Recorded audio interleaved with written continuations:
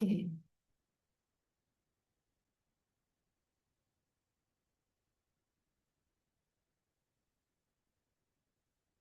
Ya, jadi materinya hari ini itu tentang surfaktan. Nah, sebenarnya surfaktan itu kalau dilihat dari kaitannya dengan koloid, itu ada surfaktan yang bentuknya adalah koloid. Itu sebabnya digabungkan dengan koloid gitu ya, surfaktan dan koloid.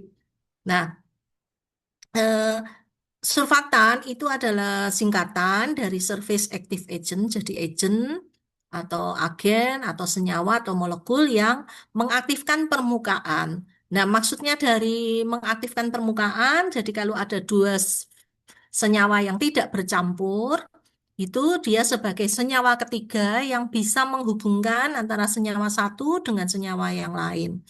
Nah, di sini karena dia bisa menghubungkan, jadi sebenarnya tidak bercampurnya itu karena tegangan antar mukanya tinggi, ya, tegangan antar dua fase itu sangat tinggi, misalnya minyak dan air.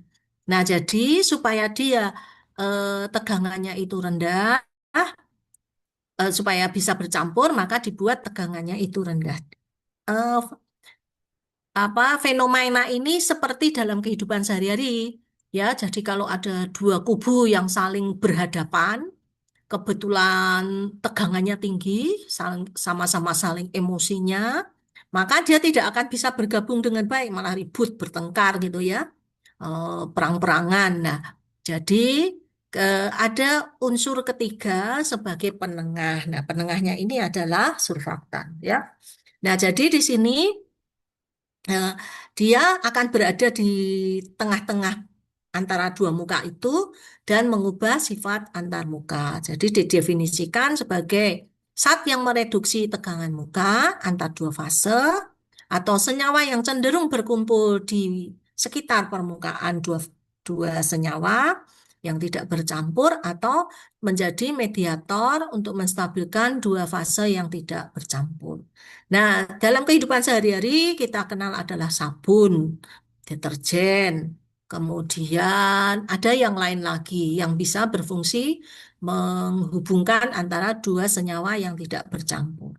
Nah, ini gambar yang muncul itu sabun itu adalah bagian terkecil dari surfaktan. Jadi tidak selalu surfaktan itu isinya sabun ya. Surfaktan itu macam-macam. Salah satunya adalah sabun. Deterjen itu lebih luas ya. Deterjen itu lebih luas, kemudian baru surfaktan. Nah, jadi di sini surfaktan didefinisikan juga molekul yang dapat teradsorpsi pada antar muka. Jadi misalnya pada zat padat pada cairan atau cairan pada gas, foam, foam itu adalah gas pada cairan eh, atau emulsi. Ya, nah jadi karena antar muka itu tegangannya diperrendah, maka energinya jadi akan mengubah energi bebas antar muka untuk memperluas antar muka ya. Energinya diminimalisir ya, diminimalkan. Jadi dalam kehidupan sehari-hari kita bisa menempatkan jadi kalau ada dua kubu, emosinya sangat tinggi, maka si penengah itu akan menurunkan emosi. Emosi itu merupakan apa namanya energi yang sangat tinggi ya. Itu sebabnya kalau ada orang yang sedang emosional, biasanya eh, yang terdekat, orang yang terdekat itu akan menurunkan emosinya dengan bicara yang halus, pelan-pelan, atau mungkin sambil ngelirih-ngelirih kalau itu anak kecil yang emosi ya. Nah, itu contohnya seperti itu. Jadi sebenarnya kalau kimia itu diterapkan dalam kehidupan sehari-hari, tidak selalu wujudnya itu bentuk bentuk bahan kimia atau apa gitu. Tetapi ini adalah sesuatu yang kita selalu jumpai itu ya istilahnya filosofinya. Nah, kita belajar filsafat filosofinya gitu ya. Nah, di sini surfaktan umumnya terdiri dari senyawa organik yang dalam molekulnya memiliki sedikitnya satu gugus hidrofilik dan satu gugus hidrofobik. Hidrofilik itu suka, kebetulan ini hidro, air, jadi suka dengan pelarut air. Kalau lemak ya liofilic gitu ya. Kemudian hidrofobik tidak suka dengan air ya. Jadi maksudnya kalau ini dengan kepolaran berarti satu polar dan satunya non polar. Jadi harus selalu punya dua gugus ini ya. Jadi gugus yang saling berlawanan. Jadi di dalam nama apa surfaktan selalu harus ada dua gugus yang saling berlawanan. Nah, apabila ditambahkan ke suatu cairan yang konsentrasinya rendah, maka dapat mengubah karakteristiknya. Jadi yang diubah itu apa? Yang utama itu adalah tegangan permukaan antar cairan. Ya. Nah, jadi ada dua yang namanya antar muka itu berarti saling berhadapan. Ya, kalau Anda percobaan tiga pada kesetimbangan fasa, pada kesetimbangan itu di situ kan ada asam asetat dan ada larutan yang polar, yang non polar itu misalnya kemarin pakai CCl4. Nah, jadi itu berhadapan. Jadi pada garisnya itu garis kalau di tengah-tengah itu garisnya itu. Kalau digambarkan, molekul surfaktan itu bentuknya seperti ini, ya. Ini adalah yang polar, yang bulatan, kemudian yang non-polar itu yang ekornya ini yang panjang, ya. Jadi ekor ini grup non-polar, sedangkan ini kepala ini adalah grup eh, polarnya, ya.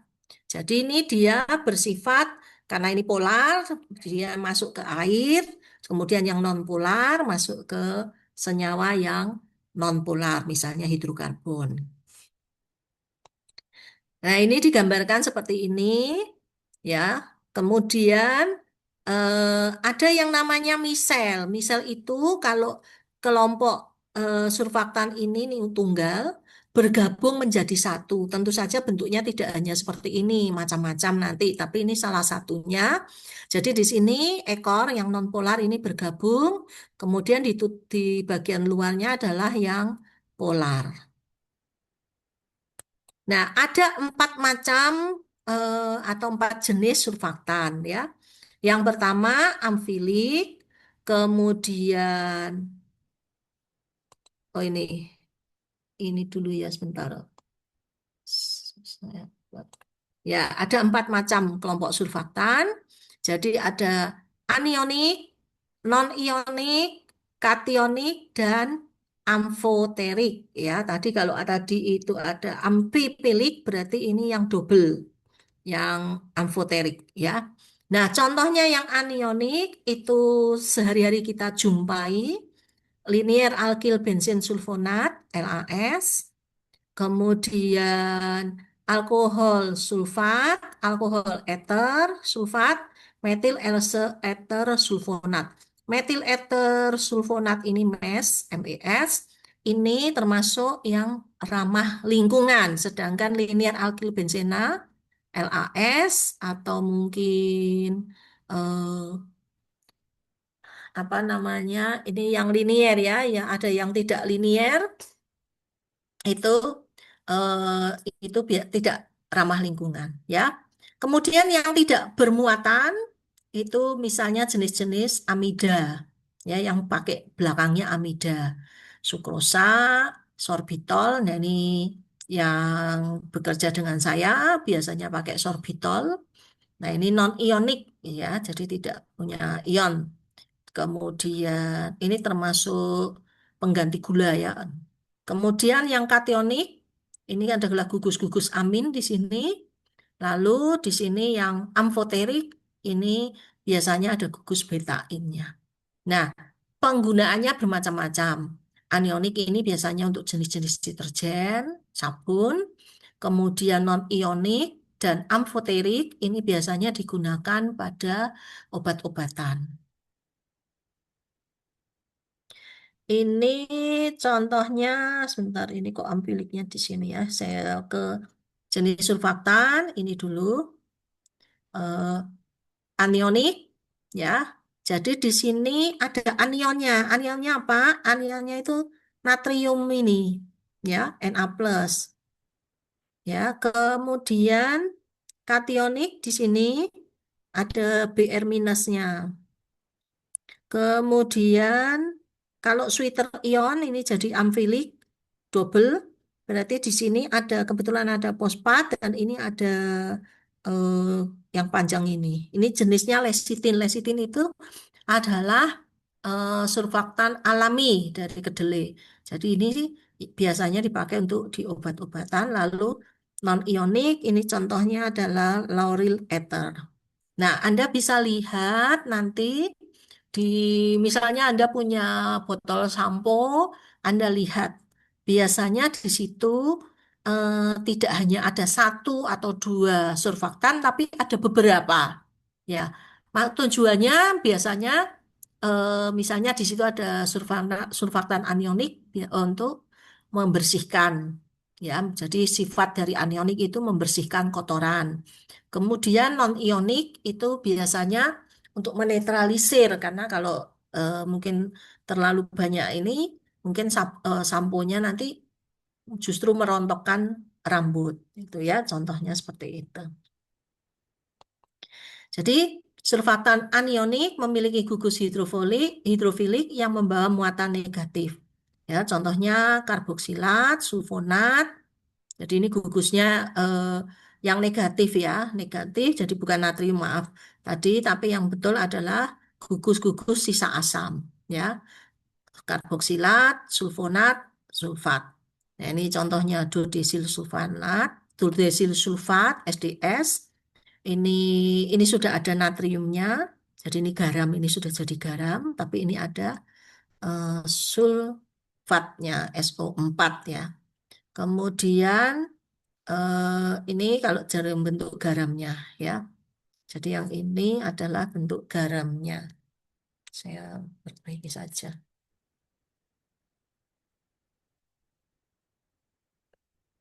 Ya, ini jarum bentuk garam seperti ini.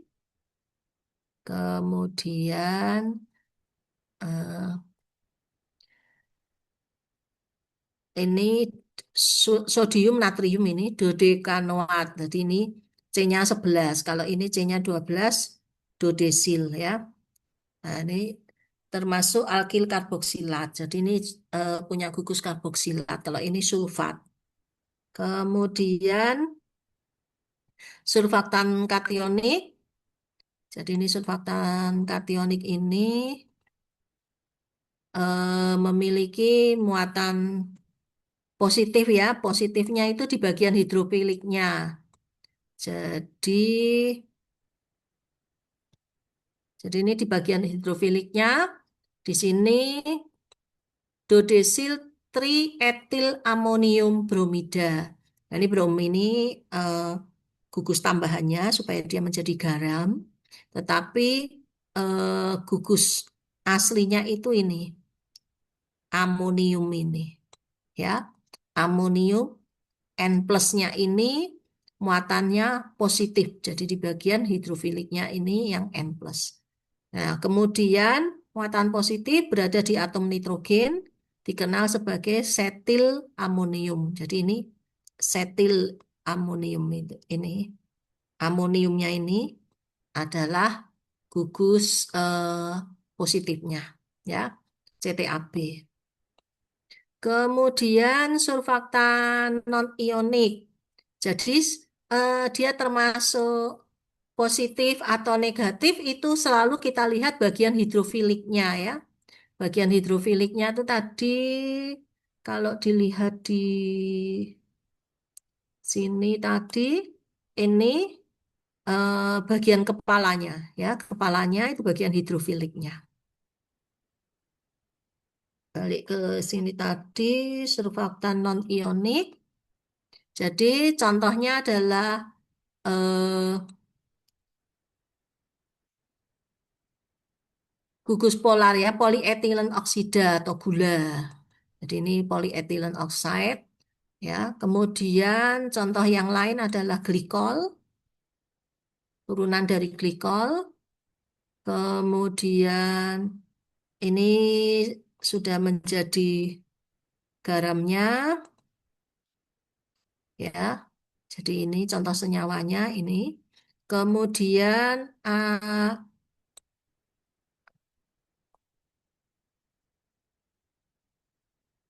alkil, bentar ini saya perbaiki soalnya tidak enak disawang. Alkil etilen glikol, ya ditulisnya seperti ini. NC jumlah atom karbon, Ne jumlah unit etilen oksida di kepala hidrofilik. Sehingga ya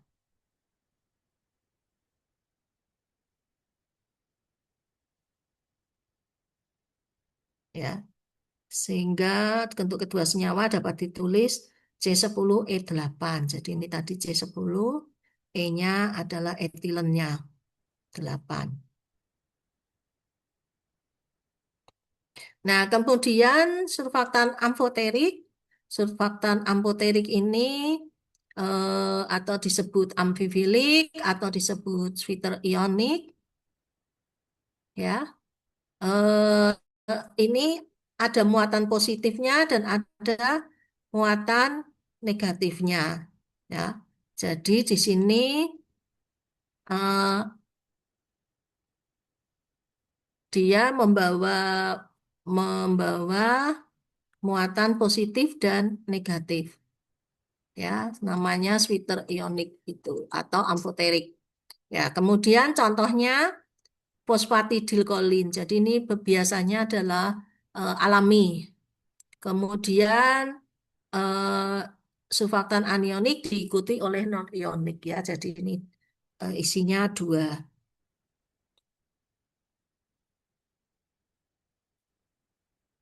Hmm,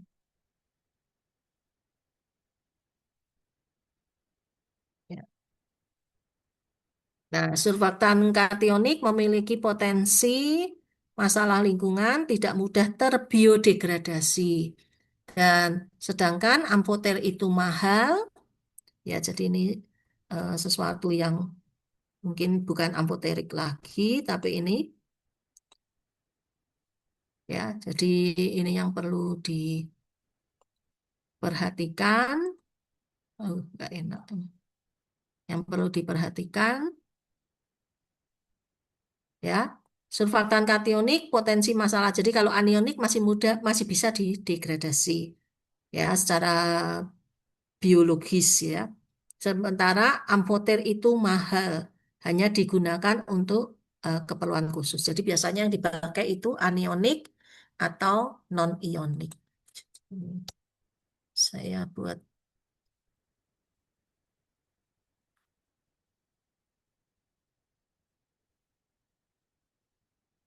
ya. Jadi yang digunakan itu anionik dan ini, ya. Jadi surfaktan kationik jarang digunakan karena surfaktan kationik eh, tidak mudah dibiodegradasi. Sedangkan kalau amfoter, ya surfaktan yang amfoterik atau amfifilik itu mahal. Oke, saya lanjutkan. Jadi ini gugus-gugus surfaktan hidrofilik pada surfaktan komersial. Jadi ini yang sering kita jumpai dalam eh, di industri ya. Ini ada macam-macamnya, nanti bisa Anda baca sendiri. Kemudian gugus hidrofobik ya, gugus hidrofobik. Gugus hidrofobik itu terdiri dari ada hidrokarbon, ada perfluorohidrokarbon, siloksan, atau polioksipropilin. Ya, ini gugus hidrofobik pada surfaktan komersial. Jadi misalnya LAS tadi ternyata dia gugus hidrofobiknya adalah N-dodesil. Kemudian yang bercabang ya, alkil bensin. Nah, ini dodesil bensin dan sebagainya. Nanti bisa Anda baca sendiri ya, tidak perlu Anda hafalkan ya. Jadi ini nggak perlu dihafalkan ya, karena sebentar ini saya perkecil supaya bisa.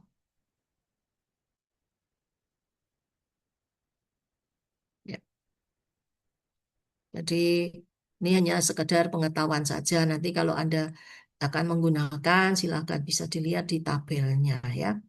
Ini banyak sekali tabelnya. Oke. Nah, sekarang bentuk struktur dari surfaktan. Bentuk struktur surfaktan itu tadi sudah saya katakan ada bermacam-macam ya. Jadi yang pertama bentuknya adalah konvensional, jadi satu kepala, satu ekor ya. Kemudian ada yang dimer dan ada yang eh, oligomer ya. Dimer itu berarti dua. Jadi di sini ini surfaktan yang ini dimer ya, ini dimer.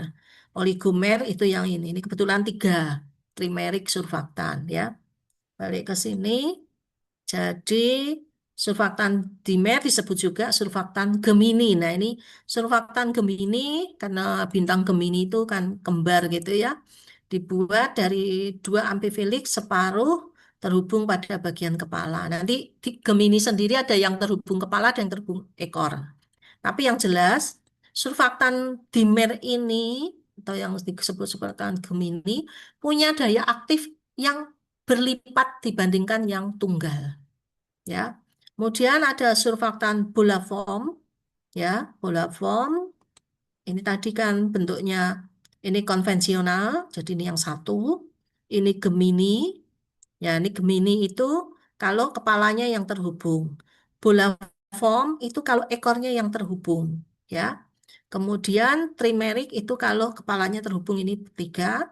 Ini polimeric, jadi ini ada panjang. Kalau ini di blok polimer, ini acak. Kalau ini acak, kemudian ini yang di blok seperti polimer. Jadi A bagian A, ini bagian B, ya, kopolimer. Nah, di sini lebih dari ini bola foam ya yang dihubungkan itu alkil atau rantai panjangnya. Kemudian lebih dari dua surfaktan dapat disatukan membentuk tetra atau polimerik ya. Trimeric itu yang tiga tadi. Nah, contoh aplikasi surfaktan di sini contohnya pada pembuatan pestisida. Jadi di sini glukosa ya, kemudian ada alkohol dicampurkan menjadi alkil glikosida. Nah, ini adalah jenis eh, alkil glikosida ini jenis apa namanya pestisida alami gitu ya. Jadi sebagai zat penurun tegangan permukaan atau butiran semprot ya. Jadi menjadi lebih lebar atau lebih gepeng sehingga butiran semprot lebih menutupi permukaan daun. Jadi kalau disemprotkan ini permukaan yang tertutupi itu lebih banyak. Dia sebagai pembasah, jadi ada dua fungsinya di sini. Fatty alkohol ya, yang glukosa ini bukan bukan surfaktannya. Yang surfaktannya itu adalah yang fatty alkohol. Karena dia dicampur glukosa menjadi seperti ini ekor, ini kepala. Ya, glukosanya itu sebagai kepala, lalu fatty alkoholnya sebagai ekor. Nah, ini daerah hidrofobiknya, ini daerah hidrofiliknya. Nah, dia berfungsi sebagai pembasah ya menunda pengeringan butiran semprot. Jadi fungsi pembasah itu dia berada di daun, misalnya disemprotkan ke daun untuk jangka waktu yang panjang. Sehingga karena dia untuk jangka waktu yang panjang, maka kalau ada serangga, pestisida yang ada di situ, tadi karena fungsinya pembasah, jadi masih ada di permukaan, ada serangga yang masuk, maka dia akan mati. Nah, ini contoh yang lain pada aspal. Kebetulan pada aspal itu di sini isinya adalah dietanol amida. Jadi ini ada gugus amidanya ya. Di sini mekanismenya mengurangi tegangan permukaan. Jadi aspal itu sebenarnya tidak larut di air. Kalau aspalnya larut di air, kalau hujan, apalagi banjir, aspalnya hilang semua. Tapi faktanya kan tidak. Nah, jadi eh, untuk mengerjakan aspal itu memang memerlukan air gitu ya. Kalau aspal itu pakai lemak, wah mahal sekali harganya ya. Jadi dia dibuat semacam agregat. Agregat itu semacam semen, aduan semen itu ya, aduan beton. Kemudian bisa di eh, sprit atau di apa tuangkan di jalanan. Kemudian dia yang tidak suka air itu atau yang hidrofobik akan menghadap keluar. Sehingga kalau ada air, maka dia akan lewat gitu ya. Lewat itu maksudnya hanya menyalurkan saja, tidak meresap. Karena kalau meresap nanti gembung, nah, sama apa bedanya dengan tanah liat gitu. Ya, jadi fungsinya seperti itu. Jadi yang bagian tidak suka air ada di depan, di atas. Sedangkan yang bagian suka air ada di bawah. Oke, untuk hari ini sampai di sini. Nanti tentang bagian-bagian dari surfaktan ini bisa Anda pelajari sendiri. Jadi ini saya balik lagi ke sini. Jadi ini gugus sulfat ya, ini tadi. Kemudian ini katayonik itu adalah amonium. Ini gugusnya amonium semua. Kemudian eh, gugus hidrofiliknya. Sebenarnya ini kok enggak anu. Saya coba biar ungunya tidak terlalu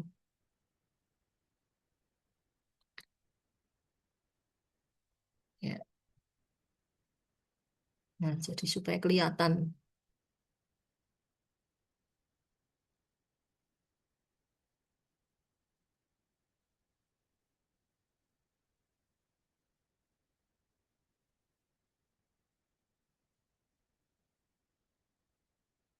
Oke ya.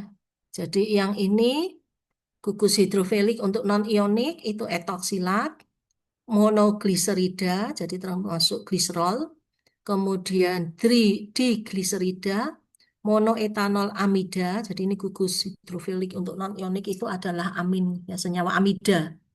Kemudian atau gliserol. Sedangkan untuk amfoterik itu ada gugus betain, ini betain, ini oksida dari amin dan aminokarboksilat. Oke, saya kira sampai di sini. Mungkin ada yang mau bertanya, silahkan.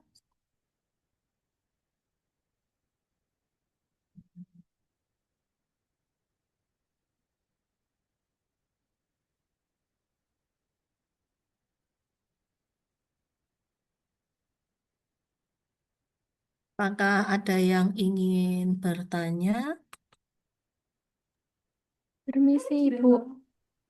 Belum. Oke, ini tadi ada tambahan nih, Mas Surya udah datang. Sebentar, saya presensi nanti yang belum